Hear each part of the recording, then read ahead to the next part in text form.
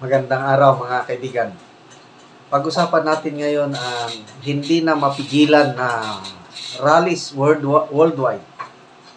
Bring home FPRRD. Grabe, nakakaano ng puso. Nakakatabang puso. And I believe itong mga rallies worldwide na ito ang nagpapatibay ng loob kay PRRD habang nakakulong siya sa Netherlands. Okay, panoorin natin itong balita ng Mata ng Agila, Net25 News. Nagdadagdagan ng mga rally ng mga supporter ni dating Pangulong Duterte sa loob at labas ng Pilipinas. Iisa ang panawagan nila, ang mapauwi na sa bansa ang dating Pangulo. Si Eden Santos sa balita niya.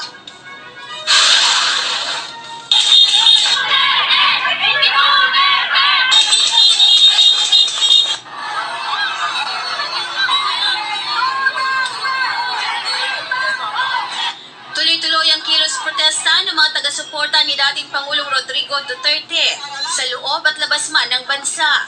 Patunay ang mga pro-Duterte rally na iisang isinisigaw, Bring Home FPRRD. We'll never get tired until you are home! Suportado rin ng mga ito ang War on Drugs campaign ng dating administrasyon. Ito, malaki-laki ito.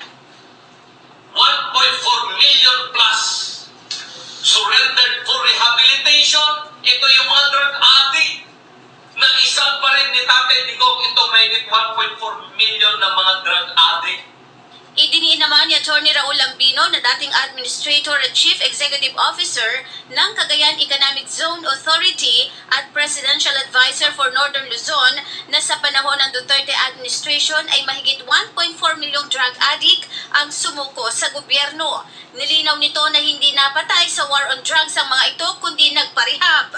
Anya, ito'y batay sa datos na inilabas noong 2019 ni dating Foreign Affairs Secretary Teodoro Teddy Locsin Jr. Dagdag pa niya na nagresulta ang war on drugs sa pagbaba ng 30% ng crime rate sa bansa na kinabibilangan ng pagnanakaw, rape, violence against women at iba pa. Nanindigan naman ng Malacanang na mismo ang dating administrasyon ang humiling na ipatigil muna ang pag-iimbestiga ng ICC sa war on drugs. Kinwestiyon kasi ng kampo ng mga Duterte ang mabilis na pag-aresto kay FPRRD at ang paglilitis ng ICC na walang jurisdiksyon sa Pilipinas. Kung meron po sigurong dapat sisihin kung bakit nagpatuloy ang ICC, yun na rin po ay ang dating administrasyon dahil hindi sila agad kumilos patungkol dito sa mga kasong ito na nirereklamo patungkol sa madugong war on drugs. Eden Santos para sa Mata ng Agila. Matatag, matapang, matapat. Okay, so yan po. Nakakaiyak o nakakatuwa, hindi ko maintindihan ang nararamdaman ko every time makakita ko ng kababayan nating Pilipino. Kababayan nating Pilipino na sumisigaw. We love PRRD. We stand with PRRD. Bring home PRRD. Nakakabingi yung sigawan. May mga rallies na talagang namangha ako. Hindi ko akalain magkakaroon ng rally sa gitna ng dagat. Mga Filipino seamen, I don't know kung saang lugar yun. Basta doon sa ibabaw ng barko, malaking barko, nag-rally sila para manawagan na ibalik ang dating Pangulo. Isa pang rally na naka-attract sa aking attention yung rally sa Ilocosur, baluarte ng mga Marcoses. Bantay, Ilocosur ba yun? Grabe, ang daming tao sumisigaw. Mga Ilocano na nagpapatotoo yung mga nagawa ni Pangulong Duterte. May nag-testify pa nga, nag-testimony na isang ginang na rehab yung anak niya. Nagpapasalamat siya dahil nung wala pa ang Duterte war on drugs, problemado niya yung anak. Pagdating ng war on drugs, may tukhang. Kinakausap ang mga gumagamit na tumigil. Yun na nga, maraming tumigil. Yung data na i-present, 1.4 million na gumagamit ang tukang, nagparihab. At isa na to, yung isang ginang sa rally sa Ilocos Sur, nagpasalamat siya kay ngayon daw, matino na ang buhay ng kanyang anak dahil sa war on drugs ni PRRD. So, ang nakikita lang kasi ngayon, yung mangilan-ilan na allegedly biktima ng extrajudicial killings. Yun, 43 lang.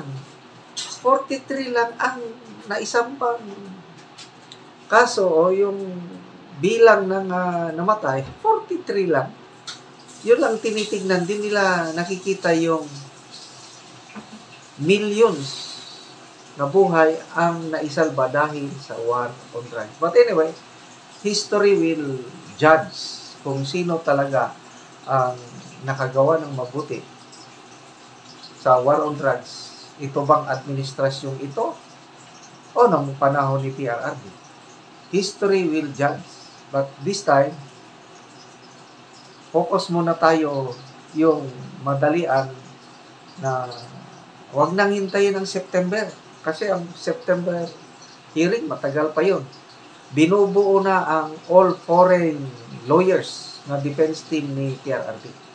So, si Secretary Roque, mabilis ang galaw nandun. Umalalay kaagad kay Attorney Midaldia, kay VP Sara, of course, sa Presidente, para buuin yung all foreign lawyers. Wow! So, wala na sa defense team ni PRRD si Attorney Roque, kahit si Attorney Midaldia nagsabi na rin, once na nabuo na yung foreigner lawyers, mag-BBT na rin si ES Attorney Midaldia. So, yun po, mga kaganapan. Salamat po. Magkita-kita po tayo sa March 28 sa 80th birthday ni PRRD. Worldwide rally ito. Tuloy-tuloy pang Guinness World Book of Records na pinakamalaking rally in support sa isang Pilipino. Okay, mga kaibigan, salamat sa inyong